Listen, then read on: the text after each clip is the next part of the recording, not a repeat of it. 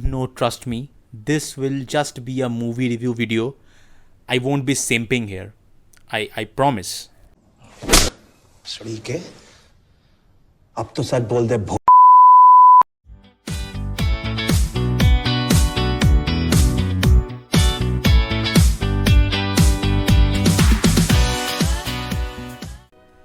On a serious note, I haven't thought that the makers of John Wick can introduce a spin-off character from their universe, as they have a mini-series based on this world, the Continental, which I haven't seen till now, and I hope this movie doesn't have any connection with that show, or else I'll be regretting it here.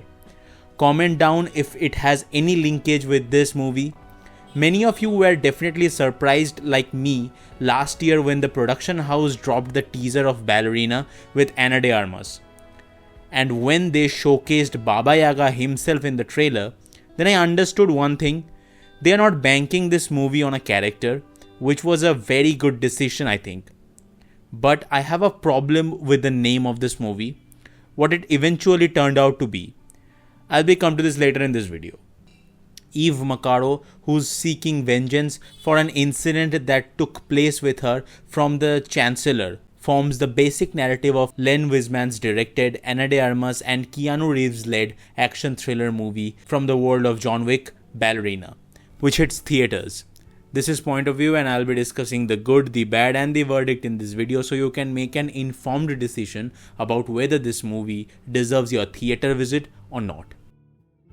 Rules and consequences. The first issue that stood out was the title of this movie. First, it was named as Ballerina, and suddenly, just before the release, they had added the "from the world of John Wick" thing in the prefix.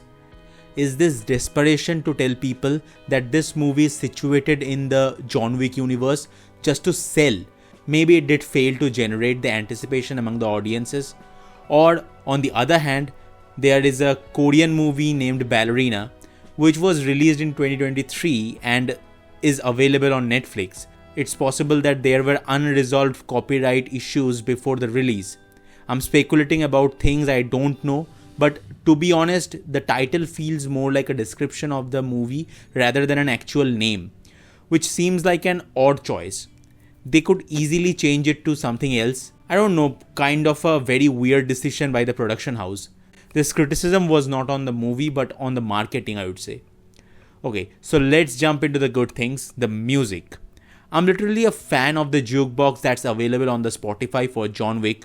The score is expertly crafted, striking the right balance by enhancing the visuals without being too loud or overpowering. And I think I would do the same with the scores of this movie once the OST became available online. Designed by the same directors of John Wick, Tyler Bates and Joel J. Richards. Every piece of music enhanced the whole design of the moments, especially the action set pieces. The design of each and every action sequence was different from each other, yet charming all along. They have created many parallels in terms of action with the other chapters of John Wick, and that was a very good decision. A bit of nostalgia baiting, but in a good way. My favorite will be the cafeteria sequence, which was the amalgamation of hand-to-hand, tactical, gun and sword fights. That was designed in the finest form. The dialogues, which are the main highlights from this universe, at least for me. All the dialogues from the John Wick chapters were very deeply engraved and have an even deeper impact if you think about them a bit. Unlikely, this movie also has some great dialogues that showcased the gravity of the situations or the emotional baggage that one is pulling off. Some philosophical mixture with the essence of vengeance is a different breed altogether. The designing of the scenes in this movie is very tight in terms of screenplay, and the makers don't have the liberty to distract from the core narrative. And the way they showcased each and every scene along with the backstories if needed and the connections if the thread was established before was commendable. The intro scene was giving me the edge of the seat experience in the very first minute and dropped the hint of the seriousness of the narrative. The training montage of Eve and designed and edited in a very acute way.